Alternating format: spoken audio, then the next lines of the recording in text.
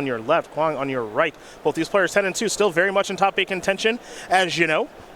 We're expecting probably X3 to be good here for top 8 with 3 rounds left to play. One of these players is going to walk out of this match at 11-2 and one step closer to the elimination rounds later this evening, as Quang is going to sacrifice a wooded foothills, fall down to 17, and perhaps we're going to see a search for tomorrow placed on suspend. And since we're kind of in, that no discard, no LD, no counter spells kind of world, light on opposing interaction, a card that I really like that's in Vu's list here, 2 copies of Prismatic Omen. Yep. That's a card that is not great against interaction. It's something that can be blown up, or something where you resolve that, but your key card gets thought seized and now you have nothing going on. We're not really in that kind of metagame right now, and it's all about speed. And Prismatic Omen definitely speeds up your fastest draws. It'll be a Forest off of the Verdant Catacombs, which is going to bring Quang down to 16, and then he'll play a Farseek, which will get him a Stomping Ground. Not the toughest deck to play is Breach Shift, but sometimes it doesn't have to be the hardest deck to play. It's just got to be the best thing to do. However, if you are Dylan, if you have another creature to play, which you, oh boy. Oh no.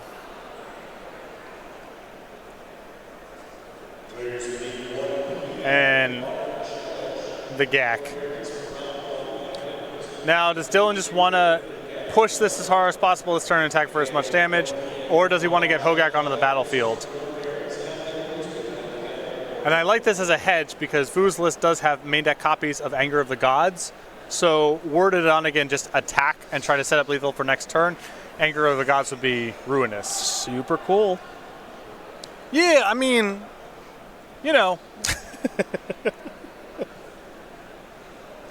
Vengevines, couple Hoagies. Little Stitcher Supplier here. But through the Breach for Primeval Titan still could potentially be lethal this turn. Nah, that Forest is gumming some things up here, bro. Also no 5th land, no nothing. We're done. Gak you. Gak attack. Gak target. Donegan seems suitably embarrassed by his deck this weekend. Well, talking to Dylan in between rounds yesterday, where Zan is playing like his girl Phoenix deck and is having a good tournament, everything else, and I'm just like, Dylan, you're just playing the best thing, and he's like, yeah, this thing's getting banned. Of course I'm doing this. And I'm like, all right. Dylan has a propensity sometimes to just play the best deck and be somewhat happy about it. He played Death Shadow for a while. He got on the Ironworks train a little bit late, he said. And he said he wasn't going to miss the boat on this one. Up a game very quickly against Quang Vu. We'll take a look at the sideboards here. We're going to start with 3 Chalice of the Void, 2 Damping Spheres, 2 Abrade, 2 Anger of the Gods, 2 Surgical Extraction, 2 Obstinate Baloth, an Ancient Grudge, and a Reclamation Sage here for Quang. So the extra copies of Anger of the Gods seem good here, along with the Surgical Extractions for a little interaction with the graveyard. It's got a little interaction. Not a ton. I mean, you're not finding ley lines here. Anger of the Gods is not bad. I mean, if you can keep Donegan off Hogak, that kind of takes care of everything else. And the extraction should be good, too. For Dylan, he's got 4 Leyline of the Void for the Mirror, 3 Assassin's Trophy, 2 Thoughtseize, 2 Rotting Rigosaur, 2 Force of Vigor, a Fatal Push, and a Nature's Claim. That 7/6 is probably a little too slow on the draw. Yeah, it's probably, it is powerful against Regrant strategies. It's not an easy thing for them to kill, but on the draw, probably just too slow. And you wouldn't expect Vu to be that loaded up on graveyard interaction, such that you would need to go to measure that extreme. I do like the 3 copies of Assassin's Trophy and the 2 Thoughtseizes for this matchup. Just a little bit of some interaction here. Assassin's Trophy isn't the best, but it can break up some of the big plays. And Thoughtseize is generally good against decks that are trying to slap multiple pieces together. Well, we are here in lovely Columbus, Ohio, getting ready to watch game number 2 between Dylan Donegan and Quang Vu here in just a moment. But we do want to go over our Season 2 schedule here on the SCG Tour, where we kick things off in a city we never really been to in Pittsburgh. Oddly enough, that was almost a month ago now, partner, that we watched Dominic Harvey, Jeremy Bertarioni, and Jonathan Johnny Hobbs get the job done in that Team Modern Open.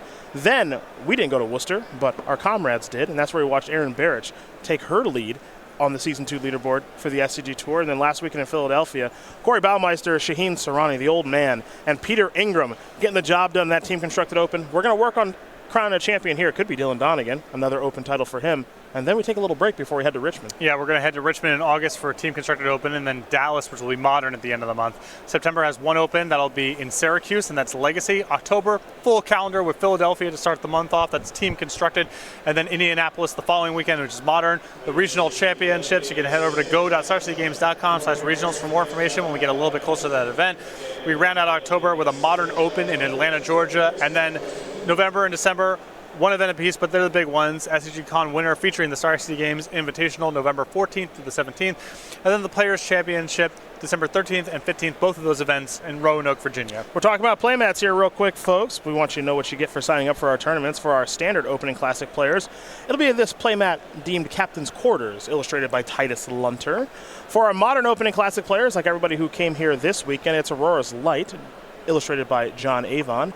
And last but certainly not least, it is Ripped from Reality for our legacy and open and classic players, illustrated by Mark Teeden. All these playmats were drawn for the SCG Tour. These are not magic cards. They're just cool-looking artwork from 3 very talented individuals, and they're free and exclusive with entry into any open, classic, infinite challenge, or sealed spectacular package. Head over to go.starcitygames.com/schedule. Find when we're coming to a town near you. We want to see you there, like when we're in Richmond a handful of weekends from now, which honestly, I kind of wish I was working that show. Richmond's got good food. It is. It's also it's a beautiful town, city, whatever you want to call it as well. We did the Richmond show early. Yeah, we did it earlier this year. Yeah. Yeah, with Jerry T and Brian Gottlieb. I started doing my receipts, my bookkeeping for expenses. Mm-hmm. My food expenses in Richmond were The low. a lot more. A lot more than any other place. Oh, okay. Excuse me. Really good food scene.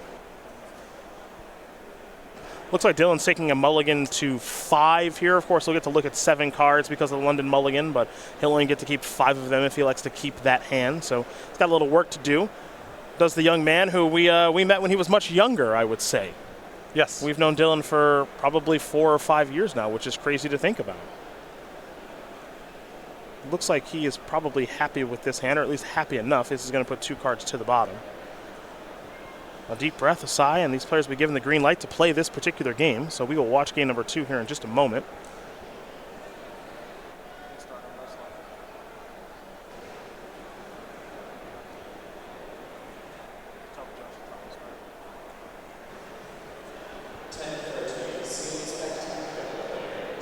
It'll be a Forest and a Search for Tomorrow on suspend once again. For Dylan, it's a Black Leaf List, it's a Faithful Saluting. 2 cards coming, and then 2 cards headed to the graveyard.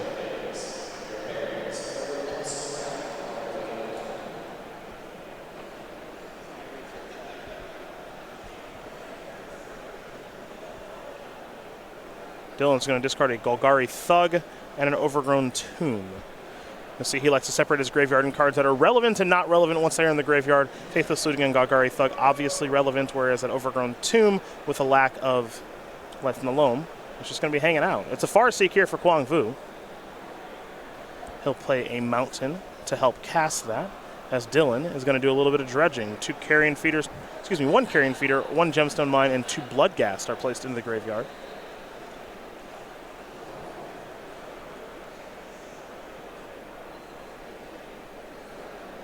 And now there goes a Marsh Flats. So Dylan's going to fall down to at least 19, potentially 17.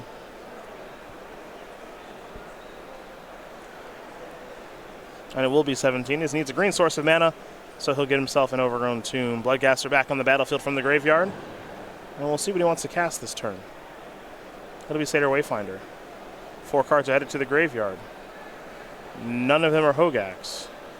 Yep. And in this matchup, you'd really like to get the big thing onto the battlefield as soon as possible because you're up against it with Anger of the Gods. This will be a Search for Tomorrow from Quang Vu. Vengevine was placed in the graveyard, however. That is worth noting. That may come up a little bit later or as soon as next turn. As Quang searches up a mountain. So 2 mountains, a Stomping Ground, and a Forest. He'll be drawing a card. He does have Anger of the Gods in hand. He will cast Anger, and that's going to clear all those creatures away for good. They will be exiled.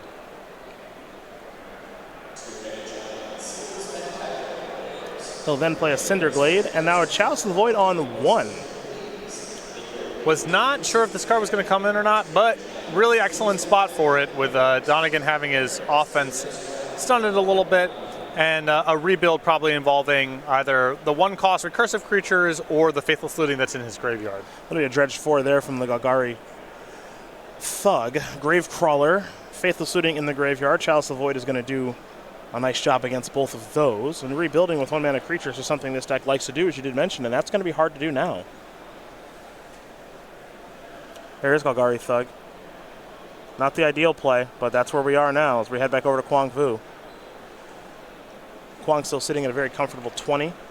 Makes you wonder if he's got Primeval Titan this turn. It does not look like he does. He'll just play Search for Tomorrow. Search will allow him to search up a mountain, and we're going to head back over to Dylan. So Dylan will draw a card. Play a Blackleaf Cliffs. He needs to find a copy of Hogak, ideally. There's a Stitcher Supplier. That's going to get countered.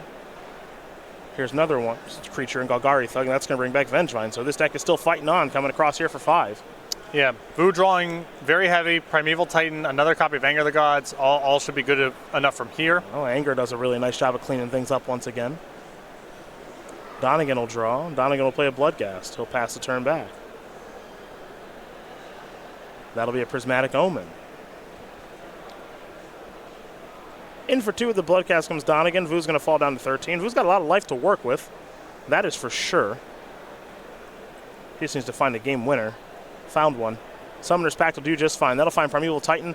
And in combination with Prismatic Omen and Valakut, a lot of damage is going to be thrown around there. Donegan knows he's dead, so he will concede the game right away. Quang Vu is going to tie things up here against Dylan Donegan. Breach Shift and Hogak getting ready here for game number 3. Yeah, even with all of Vu having the right cards there, and Donegan being on 5 cards, there were a variety of spots there where if Donegan had found Hogak, that I think he would have been able to take that one pretty easily. As it stands, the mixture of Anger of the Gods and Chalice of the Void just blunted too much of Donegan's offense, and eventually Vu's going to find something to end the game with. Hey, sometimes you got to fade. Yeah. That's all you can do, right? So that's what Donegan was unfortunately unable to find a Hogak, so Quang Vu did fade. And fade to a win he did. So game number 3 is going to be pretty tough here for Quang, though, because I imagine being on the draw in this matchup is pretty rough. Yeah, a lot more pressure on Quang on the draw to have his copies of Surgical Extraction. But I think if you can either extract Hogak or happen to just not have it show up in the game, that alongside Anger of the Gods is a really powerful recipe here. But, you know, this deck, the Hogak deck, part of its power level comes from the explosiveness. Even if you have the right cards, they can be too slow, and he'll have to fade Donegan's most explosive openings. Well, while they're working on getting ready for game number 3, we're going to talk about the StarCityGames.com newsletter that we'd love for each and every single one of you to subscribe to, because best of all, it's totes free. And you can head over right now to go.starcitygames.com/newsletter. Sign up for free. This newsletter is curated by Cedric Phillips, and it's your source for Magic the Gathering news, including highlights from some of Star City Games' best articles, upcoming SCG Tour dates and locations. Are you looking for an IQ or a game night near you? You can find it in the newsletter. And again, signing up is free over at go.starcitygames.com/newsletter. Dylan Donegan, the player we're going to take a moment to learn about. A member of Team Lotus Box is the 22-year-old from Cary, North Carolina. We met him when he was like 16. Yeah, I remember when he got accepted to college and then changed the college that he was going to, and then attending college, and now he's a graduate interning somewhere in the college triangle in North Carolina. Yeah.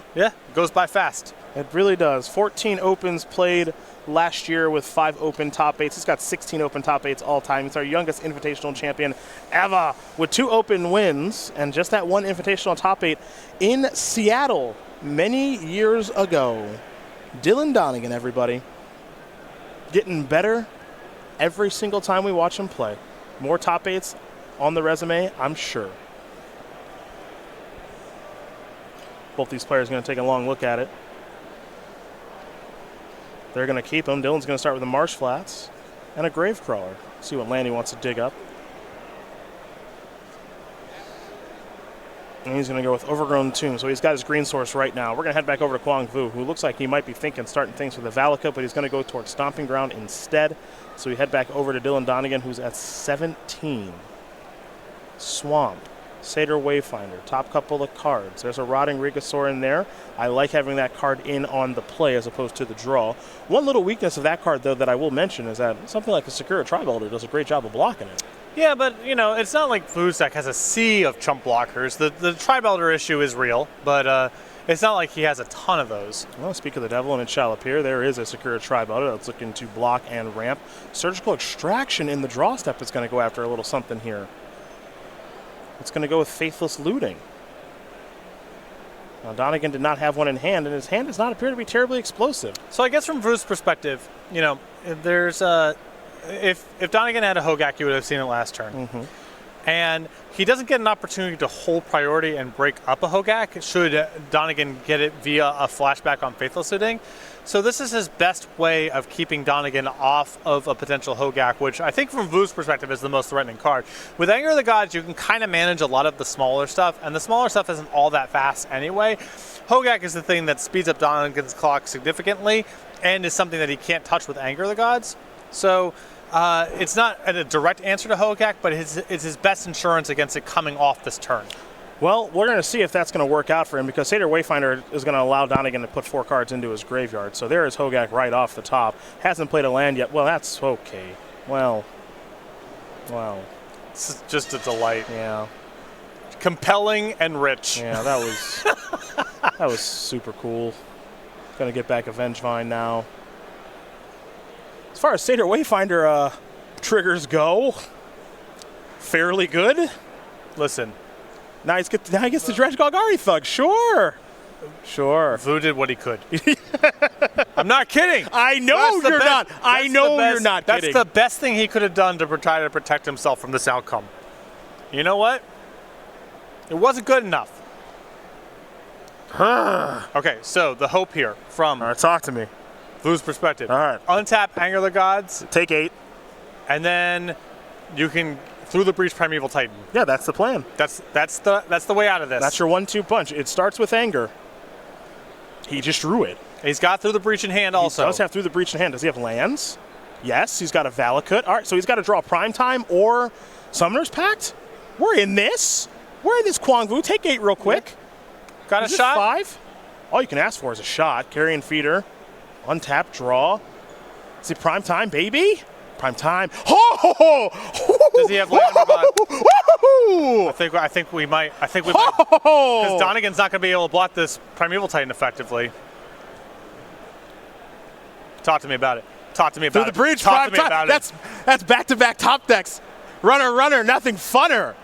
So we're going to go get, I think, Valakut, and then attack, trigger. Yeah. That's 18. Yeah. That's 18. Deuces. He got it. That was sick. Yeah. That was sick. Quang Vu going to win this match over Dylan Donegan 2-1. No celebrate, nothing. Stone-faced. But Stone-faced in the box. That is, look, Donegan